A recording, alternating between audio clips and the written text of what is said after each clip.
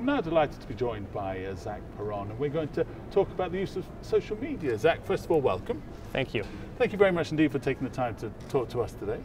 You're welcome. I'm excited to be here. Beautiful sunny day in Florida. Indeed. Now, Zach, talk us through this. What is a social media ride-along? So social media ride-along, agencies across the country and in fact across the world have been doing them for years, but they're a great way if your agency hasn't done one. It's a great way to get and build two-way engagement with your community. So in its simplest form, you take a public information officer, you put a laptop on their lap, and you stick them in the front seat of a patrol car. And they essentially live tweet everything that patrol officer does during the course of their shift. So if they're going to emergency calls, if they're going to take cold crime reports, if they're doing community service, community outreach, traffic enforcement, sitting at the station and report writing, whatever it may be, it's a chance to open the window of law enforcement to the community.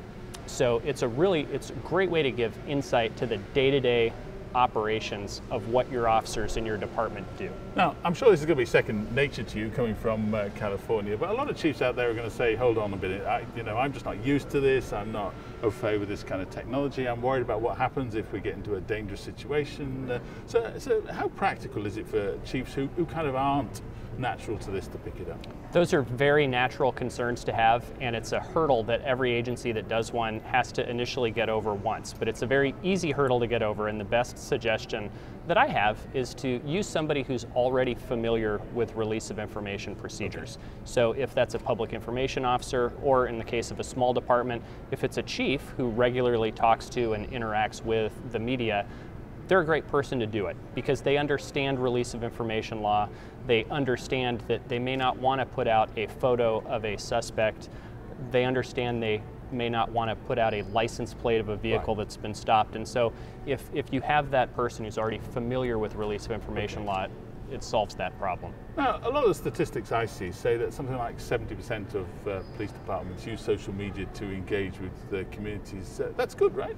That's fantastic, but we'd love to see it be even higher. And I think there's very few people that would argue that 2, 3, 5 years from now at the max, you're going to see virtually every police department in the United States, clearly, and often across the world, be engaged with their community in some form on social media.